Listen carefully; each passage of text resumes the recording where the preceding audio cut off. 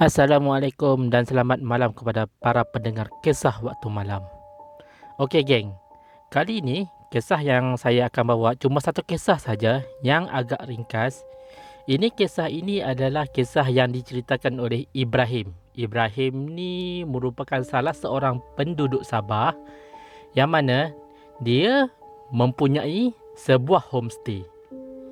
Okey, kisah ini ialah kisah yang diceritakan oleh salah seorang penyewa homestay yang pernah menetap dekat homestay dia satu ketika dahulu.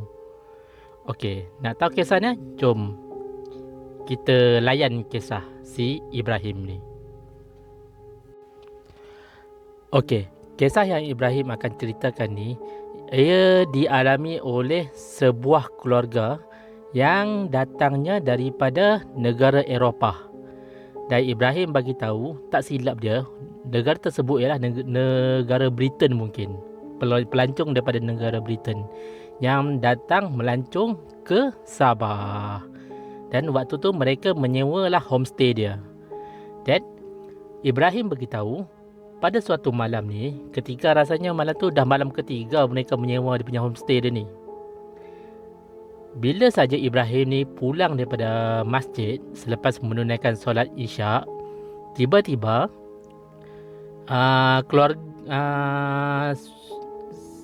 dia mendapat panggilan daripada suami yang mana saya beri dia nama samaran sebagai Johnny lah. Johnny ni dia membuat dia menghubungi Ibrahim pada malam tersebut.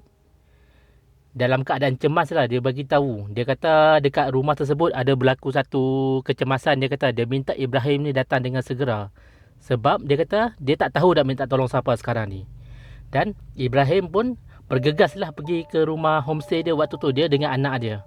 Dia orang pun naik motor bergegas pergi ke homestay tu. Dia nak tengok kan apa jadi.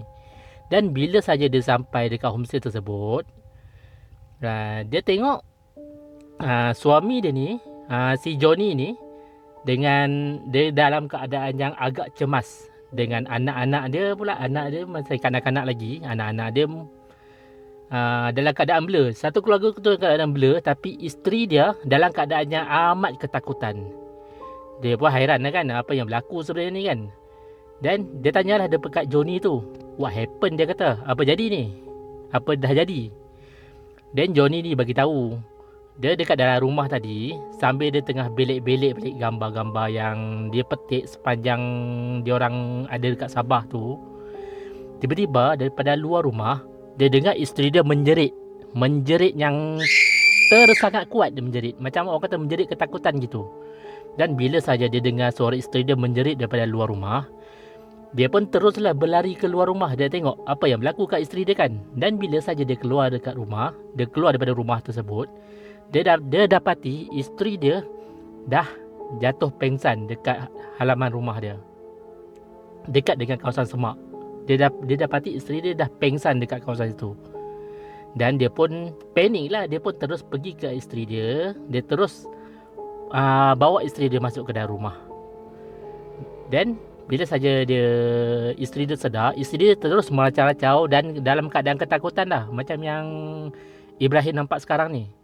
Dan Ibrahim pun tanyalah kepada isteri dia, apa yang berlaku sebenarnya. Tapi isteri dia ni macam tak dia nak bercakap tau. Dia macam keadaan yang terlalu takut. Dia tak boleh nak bercakap. Dan apa yang disebut satu perkataan saja. I saw ghost. I saw a ghost. Itu saja dia cakap. Dan Ibrahim pun dia cakap lah kat Johnny, tak apalah, saya ambil air dulu. Saya akan baca sikit doa lah. Awak izinkan ya. Dan Johnny pun masa tu dia dah panik kan. Dia pun izinkan sajalah. Dan dia ambil lah air, segelas air dekat dia punya dapur homestay dia.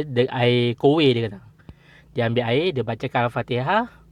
Dan dia bagilah suami dia. Dia suruh suami dia bagi isteri dia minum dan sapu kat muka. Dan bila dah buat semua tu, barulah keadaan isteri dia beransur tenang. Dan bila isteri dia dah beransur tenang, bila Ibrahim tanya lagi sekali apa yang berlaku, dan inilah isteri dia ceritakan apa yang berlaku sebenarnya. Okey, isteri dia beritahu pada malam tu dia lepak dekat luar rumah. Luar rumah tu macam ada satu kawasan beranda lah, lebih kurang beranda. Dia lepak kat luar rumah sebab dia nak rasa angin malam. Tambah-tambah pula anak dia dekat dalam tengah rehat dengan suami dia. So dia ambil keputusan lah untuk saja lepak-lepak dekat luar. Tak ada apa, nak rasa angin malam. Dengan angin malam tu bertiup sekepul bahasa kan, nyaman gitu kan. Sebab dia kata kalau dia balik kat negara dia orangnya orang bandar. So memang jarang sangat lah nak dapat feel yang macam tu, feel kampung macam tu, dekat dengan alam kan. So malam tu isteri dia pun lepak lah dekat luar. Dan bila saja isteri dia lepak kat luar, tengah syok-syok lepak kat luar, tengah menghirup udara malam yang segar tu, tiba-tiba isteri dia perasan dekat halaman rumah, bukan dekat halaman rumah, jauh sikit pada rumah dia, ada macam kawasan semak, ada kawasan hutan sikit. Lepas tu dia perasan dekat dalam kawasan hutan tersebut, macam dia perasan macam ada satu cahaya terbang daripada satu pokok ke pokok yang lain. Dan benda tu makin lama seolah-olah macam dia boleh terbang dari satu pokok ke pokok yang lain. Macam makin lama makin menghampiri dia punya homestay dia. So isteri dia pun beritahu, dia curious pada asalnya, dia nak tahu cahaya apa tu. Tengok macam nampak macam obor tau, obor api. So dia heran kan, siapa yang datang bawa obor ni kan. So dia pun pergilah. Bukan obor lah, jamung. Obor tu orang buat lari Olimpik. Ni jamung. Dia kata dia nampak macam cahaya berbola api gitu. So dia pun tinggalkanlah beranda tu. Dia pergi perlahan-lahan ke kawasan semak yang mana dia nampak berbola api tersebut. Dia heran, dia tak tahu siapa yang datang ni kan, bawa berbola api, bawa ada penduduk kampung ke yang datang ni kan, bawa jamung tu. So bila dia dekat, dia perlahan-lahan menghampiri. Dan berbola api tu daripada dalam hutan tu pun sama juga, bergerak juga menghampiri ke dia. Dia bergerak daripada satu pokok terbang ke pokok yang lain, dan terbang ke pokok yang lain, tapi menghampirilah. Dan apabila saja isteri ni dah berada dekat dengan kawasan semak tu, dia tak masuk dalam semak tu sebab hutan kan, mungkin takut ada binatang berbisa ke apa ke. Dan dia nampak berbola api tu ada dekat sebalik pokok, duduk dekat belakang pokok. Tapi isteri dia beritahu, waktu dia nampak bola api tu, dia tak nampak orang. Dan inilah kejadian yang menyebabkan isteri dia ni menjerit dan terus pengsan waktu tersebut. Kau nak tahu tak apa yang dia nampak lepas tu? Dan apa yang dia nampak lepas tu ialah, dia nampak berbola api tadi tiba-tiba berubah. Daripada bentuk berbola api tadi berubah jadi bentuk kepala orang. Dia berubah jadi bentuk kepala orang. Isteri dia beritahu, apabila saja dia berubah jadi bentuk kepala orang tersebut, masalahnya sekarang ni dia cuma nampak kepala yang memandang tepat ke arah dia dengan dua biji mata yang merah menyala, dengan lidah benda itu yang teramat panjang. Dan paling menakutkan, dia kata benda tu tak ada badan.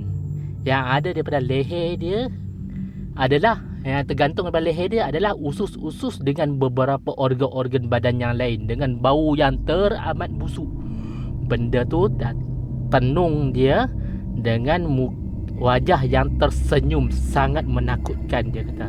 Dan waktu dia nampak saja makhluk tersebut, waktu itulah dia menjerit sekuat-kuat hati kerana dia terkejut dan terlalu takut. Dan waktu tu jugalah dia jatuh pengsan. Dan waktu tu jugalah isteri pula, waktu itulah suami dan anak-anak dia terdengar jeritan dia daripada luar rumah. Dan waktu mereka keluar, mereka dapati dia dah pun pengsan dekat situ. Bila saja Ibrahim dengar saja kisah ni, Ibrahim pun dia tahulah kan, dia memang penduduk asal sana. Jadi suami dia yang dengar kisah daripada isteri dia ni tergamam, terkejut. Dia macam seolah-olah tak percaya gitu. Tapi kalau dia nak kata isteri dia reka cerita sekalipun, Kenapa isteri dia sampai pengsan tadi? Sebab sebelum ni isteri dia tak pernah buat reka-reka cerita macam ni. Dan dia tanyalah kepada Ibrahim tu, apa yang isteri dia nampak? Itu benda apa? Ibrahim pun fikir, macam mana aku dah cakap dengan dia ni ya. Dan setelah didesak, akhirnya Ibrahim pun bagi tahu, apa yang kau nampak malam tu. Dia cakap dalam bahasa Inggeris lah, tapi saya cakap balik ni dalam bahasa Melayu, sebab dia cerita kat saya pun dalam bahasa Melayu. Dan Ibrahim cerita balik, apa yang kau nampak malam tu, isteri kau nampak malam tu, kami penduduk tempatan sini memanggil ni adalah sebagai balan-balan, ataupun orang Melayu kita kenal sebagai penanggal lah. Dia orang kata, what is this? Dia kata, apa benda tu? Susah nak explain, dia kata. Dia bagi tahu, dia je penanggal tu adalah hantu lah, senang. Sebab macam kita tahu kan, penanggal ni dia merupakan orang yang mengamalkan ilmu yang salah sebenarnya kan. Jadi nak explain dekat orang luar susah benda tu. Jadi dia cuma bagi tahu penanggal is a demon. Demon, dia kata. The type of demon. Senang, dia kata. Jadi itulah kisah si Ibrahim ni. Dan kejadian gangguan pada malam tersebut hanya berlaku pada malam tersebut saja. Mereka masih lagi menetap dekat situ lebih pada seminggu. Dan sebab mereka nak melancong kan, mereka masih lagi menetap kat situ seminggu. Dan tak ada apa lagi lah yang berlaku lepas tu. Cumanya lepas saja kejadian malam tu, isterinya tak ada lagi lah malam-malam nak lepak luar seorang-seorang. Dia kalau malam saja memang dia akan masuk dalam homestay dia lah, bermalam dalam homestay. Dia dah tak berani dah nak duduk kat luar. Ternampak lagi kan, mau pensan lagi sekali. Jadi itu sajalah kisah yang Ibrahim sampaikan. Aku harap korang terhibur lah.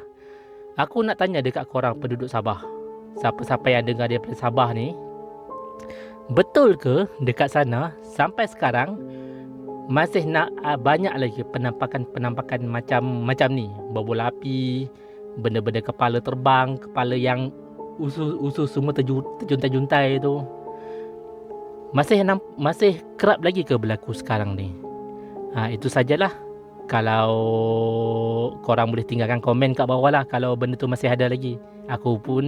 Saya pun nak tahu juga kan, sebab saya sendiri pun tak pernah lagi sampai Sabah. Mungkin nanti one day saya boleh sampai Sabah, insya-Allah. Tapi bukan nak cari benda tu lah. Saya datang sana nak pergi melancong sebab saya tengok Sabah tu cantik. Okey. Itu sajalah kisahnya.